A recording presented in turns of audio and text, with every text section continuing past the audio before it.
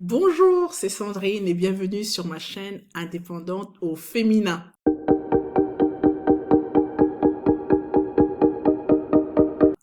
Alors aujourd'hui, nous allons aborder le thème des garanties, voilà, des cautions et garanties lorsque vous faites la location saisonnière. D'accord? Alors on y va, c'est parti.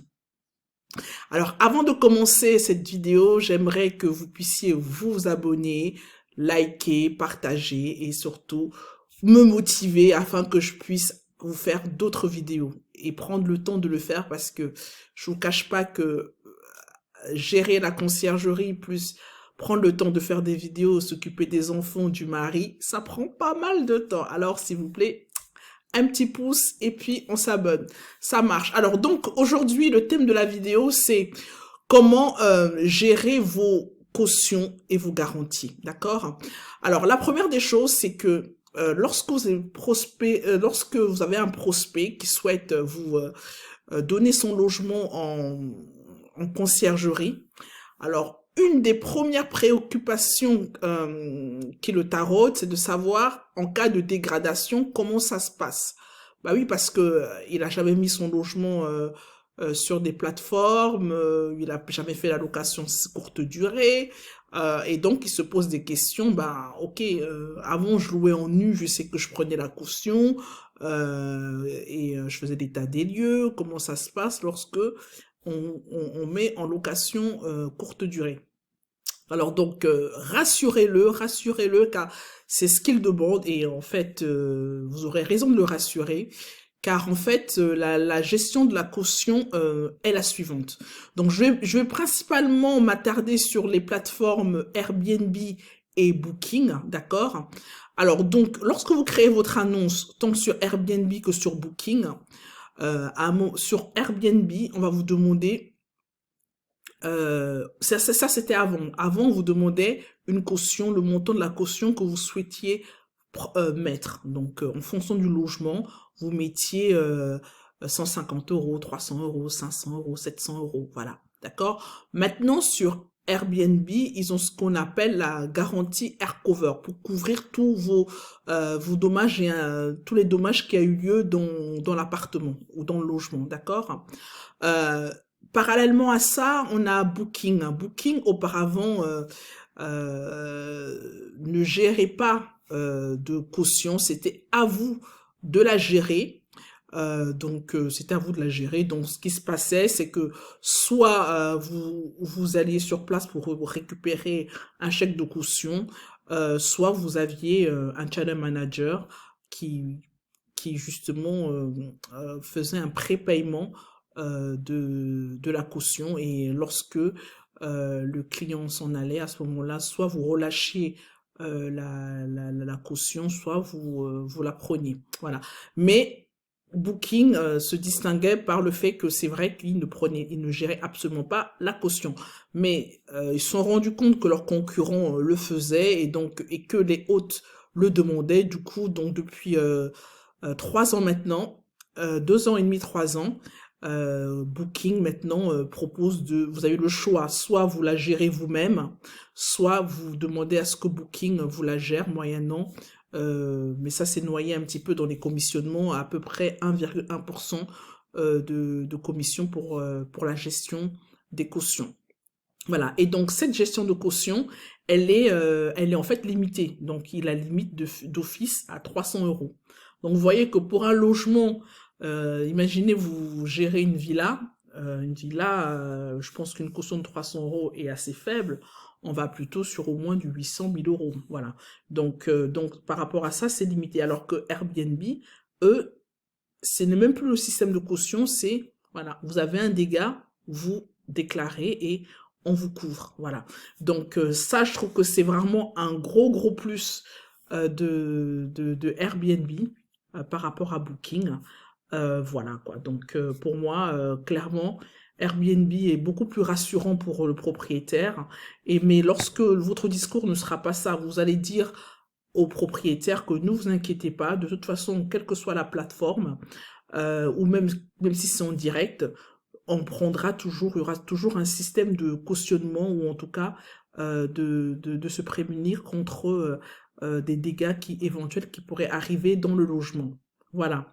Donc ça, c'est le discours rassurant et ça, c'est bien. Maintenant, au niveau de la procédure, comment ça se passe? Que ça soit que ça soit tant sur Airbnb que sur Booking, la procédure sera la même. Et il sera très important, très important de sensibiliser vos équipes, principalement vos femmes de ménage, lors de leurs interventions, car ce sont elles qui pourront vous faire réagir rapidement. Et je dis rapidement car il faut vraiment être rapide, car que ça sur Booking, sur Airbnb par exemple, euh, lorsque le client, lorsque le départ du client est acté, vous avez en fait, il faut et que vous avez une réservation qui arrive, donc ça veut dire qu'il faut très rapidement réagir et déclencher un incident.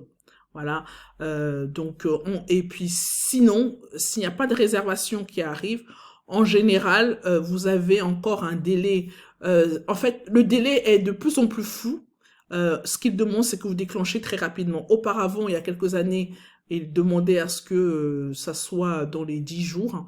Mais maintenant, en fait, il faut très rapidement déclencher le paiement. Mais je pense que les délais de 10 jours est toujours d'actualité. En tout cas, nous, dans ma conciergerie, je demande à ce que, enfin, on réagit rapidement et on déclenche des constatations de dégradation, d'accord? Donc, la sensibilisation des femmes de ménage est hyper importante. Donc, lorsqu'elles arrivent, lorsqu'elles ont commencé leur prestation de ménage, il faut qu'elles soient alertes sur les dégâts qu'il y a eu. Un mobilier de cassé, une fissure, le tissu abîmé, etc. Donc, il faut absolument, et qu'elles prennent absolument des photos. La prise de photos, de plusieurs photos sera indispensable. Par exemple, une porte qui est cassée, donc essayez de prendre au moins deux, trois photos de l'incident, de manière à ce que, l'idée c'est que la plateforme puisse vraiment bien voir grâce aux photos, le dégât qu'il y a. Voilà, donc c'est ça l'idée. Hein. Donc s'il faut que la femme de ménage prenne sous différents angles l'objet détérioré, il faut qu'elle le fasse. Voilà, de manière à ce que les photos puissent parler d'elles-mêmes. Voilà, ça c'est très important. Donc lorsqu'elle constate cela, à la fin de son intervention, pendant son intervention, elle vous l'envoie, ou si elle a dans l'appli, elle est comment dire, elle est co-invitée dans l'application, elle peut justement télécharger les images des dégâts, d'accord? Donc elle le fait le plus rapidement possible, et vous derrière, ça c'est moi qui le fais puisque moi c'est moi qui m'occupe de l'administratif et tout. Donc vous derrière, vous allez ouvrir un incident, vous déclenchez l'ouverture d'un incident. Donc, la plateforme va vous demander, que ce soit Airbnb, Booking, la plateforme va vous demander d'expliquer ce qui s'est passé. Voilà. Donc, vous avez un petit paragraphe où vous expliquez ce qui s'est passé.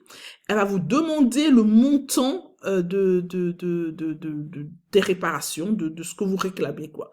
Voilà. Donc, vous mettez le montant et elle vous demande aussi de justifier par des factures ou par des factures de rachat ou des factures précédentes, enfin de la facture que vous aviez, la dernière facture que vous aviez, ou un devis sur un site sur lequel vous pensez acheter le mobilier ou la chose. Donc voilà, donc elle veut absolument un chiffrage. Donc ce chiffrage, même si vous l'avez pas de suite, c'est pas grave. L'important est de déclencher tout de suite, d'ouvrir un dossier. Voilà. Après, vous pourrez alimenter ce dossier par des factures, des devis. Voilà. Donc, c'est le plus important. Et une fois que vous avez ouvert l'incident, ce qui va se passer, c'est que la plateforme va informer le client, Airbnb va informer le client, Booking c'est pareil, va informer le client que voilà, l'hôte demande une indemnité, en fait voilà, et elle transcrit avec les photos, elle retransmet votre demande avec les photos que vous avez fournies, voilà. Maintenant, elle laisse 48 heures au client pour répondre. Bon. Alors, en général, ben, soit, bon, moi je parle de mon cas, les cas où l'ouverture d'incident a eu lieu, alors le client, bah, il refuse, il dit non, il refuse, il dit il veut pas payer. Parce qu'en fait, Airbnb lui demande, est-ce que vous voulez payer?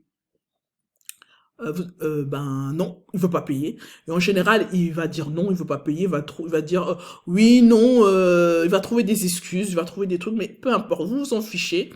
Voilà, donc sa réponse ne prédétermine pas que vous allez être ou pas remboursé, d'accord? Donc il dira à 95% des cas, ils vont dire non, d'accord?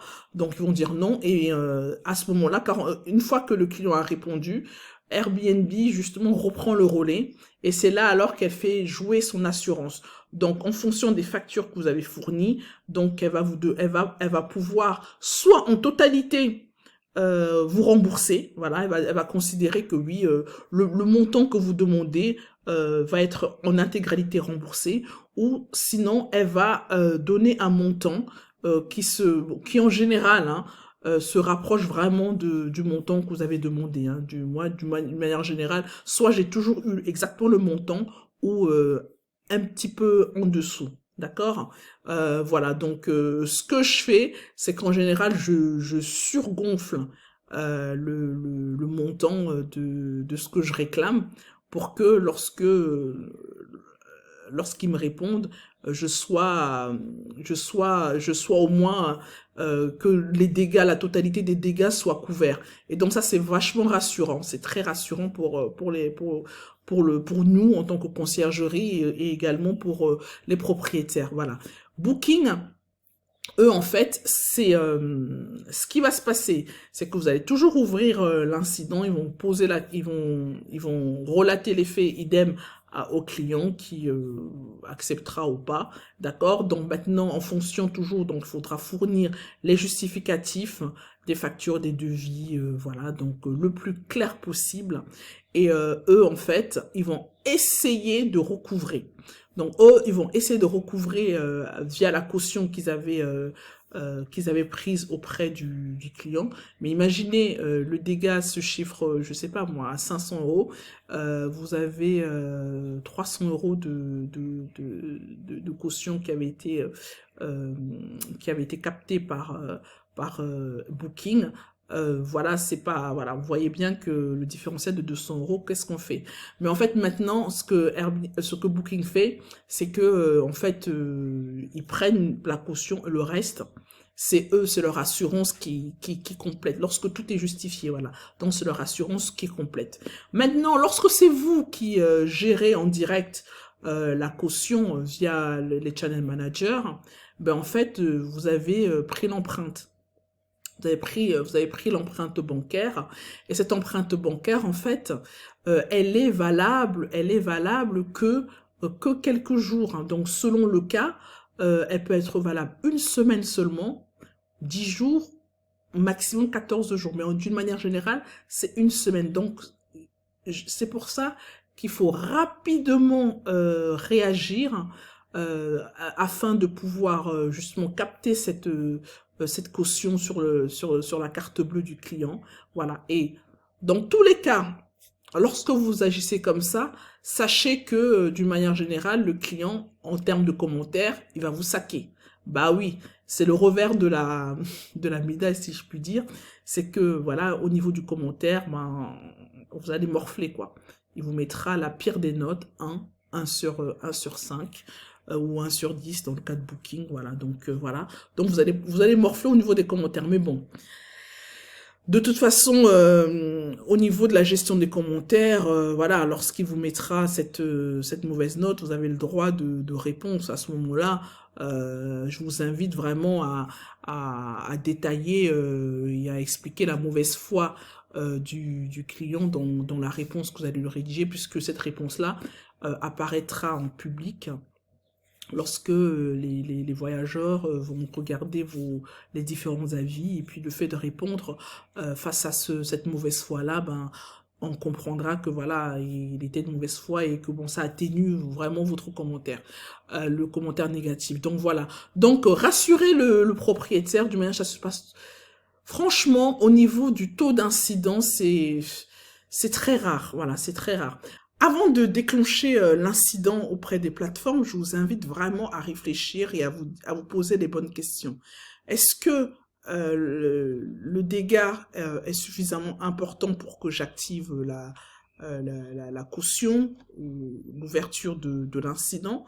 J'explique par le fait que si vous voyez que c'est une petite table qui était déjà un peu bancale et que c'est l'usure qui fait que, bon, bah, au fur et à mesure, bah, à un moment donné, la personne qui est en dernier se ramasse la cassure. Bon, est-ce que ça vaut le coup d'ouvrir un incident en sachant que le client derrière va riposter, en mettant un mauvais commentaire. Donc voilà, c'est à vous de voir.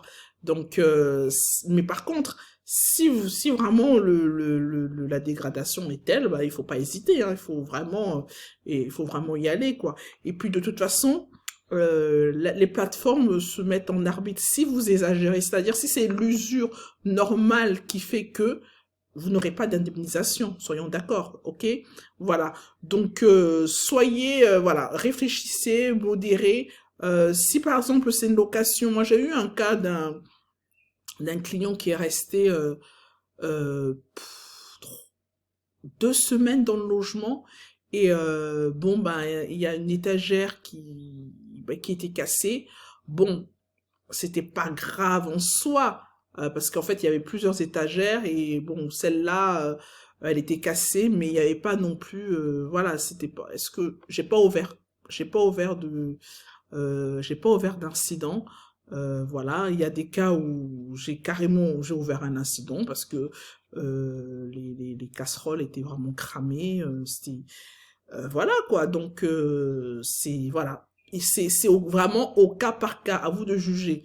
Voilà, donc toujours est-il que rassurer le propriétaire sur des dégâts éventuels qui pourraient arriver dans le logement, en leur disant que déjà ça arrive rarement et que même si ça devait arriver, eh ben vous allez réagir, il y a la caution, il y a le air cover, donc qu'ils soient rassurés.